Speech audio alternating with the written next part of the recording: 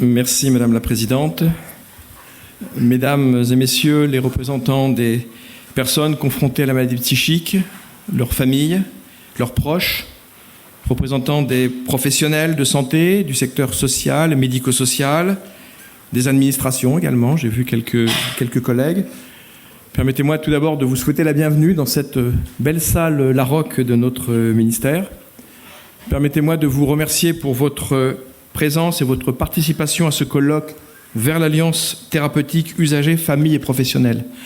Je voudrais remercier l'UNAFAM et tout spécialement sa présidente Marie-Jeanne Richard pour l'initiative et l'organisation de ce colloque. Et je voudrais également remercier bien évidemment les intervenants qui, dans quelques instants, vont rejoindre cette tribune et dont les échanges, j'en suis sûr, seront porteurs de beaucoup d'espoir.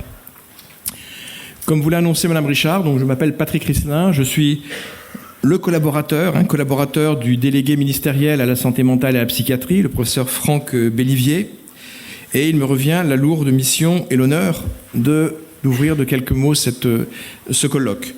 Le professeur Bellivier, malheureusement, est retenu par un déplacement à Amsterdam, où il représente la ministre de la Solidarité, des Solidarités et de la Santé, au sommet de l'Alliance mondiale pour la santé mentale.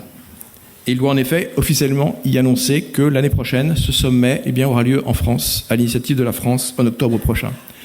Mais il tenait absolument à marquer, à travers ma présence, l'appui qu'il tient à apporter à votre colloque. Et mon propos, j'espère très bref, sera d'essayer de resituer le thème et l'enjeu de ce colloque dans les préoccupations qui sont celles aujourd'hui dans la démarche qui est engagée par la délégation.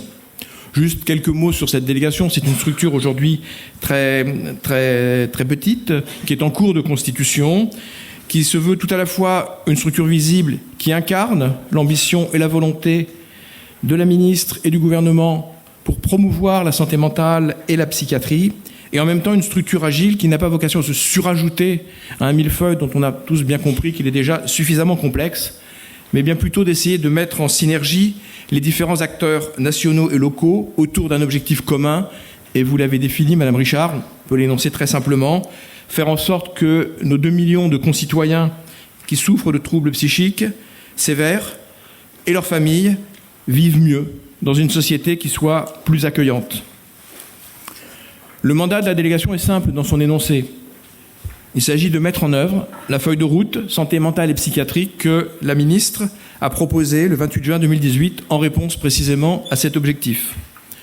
Vous connaissez ces 3 axes, je les rappelle très brièvement, mais je crois qu'il est important de les redire une fois encore parce qu'ils offrent effectivement une approche, comme on dit, holistique, c'est-à-dire complète de la prise en charge du suivi de la santé mentale et de la psychiatrie.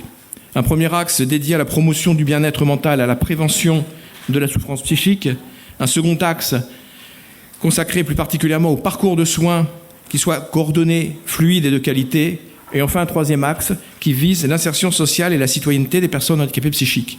Mais comme le fait remarquer très justement le professeur Bellivier, il ne faut pas lire ces axes de façon séquentielle, mais bien de façon concomitante. La prévention, elle se pose tout au long du parcours de la personne. L'enjeu du droit de la personne et de la citoyenneté, il s'impose dès le début du repérage de la souffrance psychique. Donc un énoncé simple, mais un mandat, vous le savez, qui est complexe dans sa mise en œuvre, car l'ambition est particulièrement élevée. C'est une ambition qui s'exprime d'abord dans le poids des attentes, qui est à la fois à la hauteur de la souffrance et de l'impatience des personnes elles-mêmes, des familles que vous représentez, mais aussi des professionnels eux-mêmes. Et c'est une ambition qui est à la hauteur, bien sûr, de cet enjeu de santé publique majeur que vous avez rappelé, 1 personne sur 5 confrontée à la maladie psychique. C'est aussi le premier poste de dépenses de santé, plus de 22 milliards d'euros. Je crois qu'on l'oublie très souvent, bien avant les maladies cardiovasculaires ou le cancer. C'est une ambition qui a été retracée par différents rapports, différents cris d'alerte qui ont été lancés depuis déjà un certain temps. Un dernier en date, il y a quelques semaines, le rapport des députés Martine Vonner et Caroline Fiat. Donc beaucoup de rapports qui ont marqué, qui ont signé effectivement les grandes failles, si je puis dire, de notre système de santé vis-à-vis précisément de cette pathologie et de tout l'accompagnement qu'elle opère. Mais au-delà de ces cris d'alerte que nous avons bien entendus, je crois que cette ambition nous invite précisément à les dépasser et à nous projeter résolument vers l'avant en nous appuyant sur quelques motifs d'espérer. C'est une action, celle qu'engage la délégation, avec l'appui de tous les acteurs, qui bien sûr s'inscrit dans la durée. Réformer en profondeur ce système de santé sur ce champ-là, c'est un travail de longue haleine. Je rappellerai simplement que nous avons des exemples à l'étranger, je prendrai que le cas de la Belgique, qui depuis 10 ans est engagée dans ce type de réforme. Et en même temps, on sait bien que c'est une action qui appelle un certain nombre déjà d'actions d'urgence. J'en citerai quelques-uns, mais ils ne sont pas exhaustifs. La prévention de la souffrance psychique et du suicide. Et c'est une action qui est engagée notamment à travers le programme Vigilance qui se déploie aujourd'hui sur tous les territoires, ce programme de rappel des suicidants. Autre urgence, bien sûr, c'est le dépistage et l'accompagnement précoce à quelques âges clés de la vie. Je pense à la toute petite enfance et je pense bien sûr à l'adolescence et au passage à l'âge adulte. Action d'urgence pour la réponse aux situations de crise qui permettent d'éviter, si vous me passez l'expression, le déversement sur les urgences en essayant de mobiliser l'ambulatoire. Et puis bien sûr, action d'urgence en faveur du respect des droits des patients en matière de soins sans consentement et de contention. Ce sont un certain nombre d'actions que nous avons bien évidemment dans le viseur. Mais je dirais que c'est une action qui doit résolument aujourd'hui essayer de positiver et de s'appuyer sur les pratiques les plus innovantes. Prenons garde à ce que cette alerte que j'évoquais sur la situation de la psychiatrie, de la santé mentale, ne génère pas aussi, à la longue, un effet inverse, c'est-à-dire un sentiment de découragement, de désespérance. Je crois qu'il faut y être extrêmement vigilant et qu'aujourd'hui, il est temps, encore une fois, de se mobiliser autour d'un certain nombre d'atouts. Ces atouts existent, et j'en citerai 3, qui ne sont pas là non plus exhaustifs, mais 3 qui retiendront plus particulièrement notre attention parce qu'ils sont au cœur même du colloque de ce jour. D'abord, comme le dit le professeur Bellivier, ce qu'il appelle l'alignement des planètes.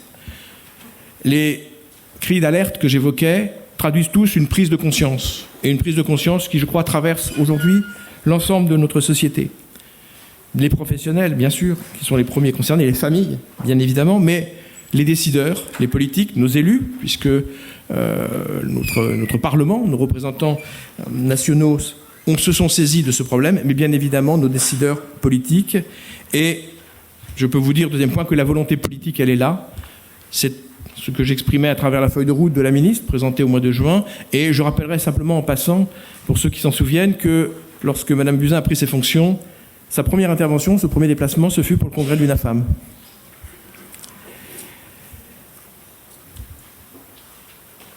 Deuxième atout, et là encore, je cite le professeur Bellivier, donc je ne suis pas très original, je ne fais que le représenter, c'est le rôle structurant et la mobilisation des usagers de la psychiatrie et de leurs proches, c'est-à-dire de vous-même, des associations. Je rappellerai le succès des groupes d'entraide mutuelle, qui sont une initiative particulièrement dynamique, intéressante, que nous soutenons fortement. La pérédance, que vous allez évoquer, et aussi la mobilisation des associations que vous êtes, et comme vous y invitez, Madame Richard, autour de tous ces lieux où se conçoivent, où se décident les politiques, et je pense tout particulièrement aux projets territoriaux de santé mentale qui sont en cours dans les territoires et qui, pour nous, constituent véritablement un cadre extrêmement structurant de l'action et sur lequel, je sais que ce n'est pas simple, je sais que c'est difficile, mais sur lequel il faut absolument vous mobiliser. Et puis troisième atout, ce sont les avancées de la recherche et le fourmillement des innovations dans les territoires, que ce soit en termes d'organisation institutionnelle, de pratique ou d'utilisation de nouveaux outils tels que par exemple la télémédecine. De nombreux rapports, je pense en particulier au rapport de Michel Lafourcade, ont souligné cette créativité, cette imagination qui se déploie dans les territoires. Ce sont 3 outils qui constituent le cœur même de votre colloque de ce jour. D'où son importance pour nous, c'est-à-dire pour le délégué, ses collaborateurs, pour jouer pleinement de ses atouts et en particulier pour nous éclairer sur 2 questions essentielles. La première, c'est comment, en plaçant l'usager au cœur de la démarche, mobiliser son savoir expérientiel en totale complémentarité avec le savoir et la pratique du professionnel de santé. Et puis la deuxième de ces questions, c'est comment repérer, comment évaluer, comment capitaliser, comment mieux diffuser toutes ces innovations. C'est vrai, je reconnais que nous ne sommes pas très bons pour ça. Il y a énormément de choses, encore une fois, qui se passent. Nous n'en avons pas nécessairement connaissance et au lieu qu'on réinvente à chaque fois quelque chose qui marche, eh bien, il faut que nous sachions mieux le repérer, le recenser et le capitaliser. Nous avons donc une conviction qui nous anime, que la transformation de notre politique de santé mentale et de psychiatrie ne pourra venir que des acteurs eux-mêmes, agissant dans la complexité de l'environnement, bien plus, même si elle est nécessaire, mais bien plus que d'une injonction qui tomberait d'en haut.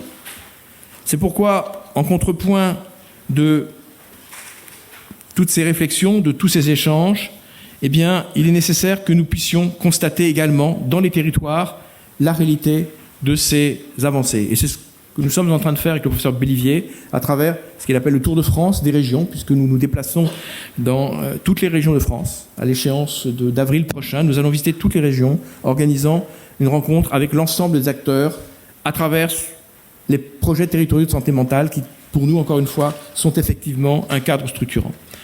C'est pourquoi, mesdames et messieurs, tous nos vœux vous accompagnent pour le plein succès de ce colloque et je vous assure que nous serons tout à fait attentifs à leurs résultats. Je vous remercie de votre attention.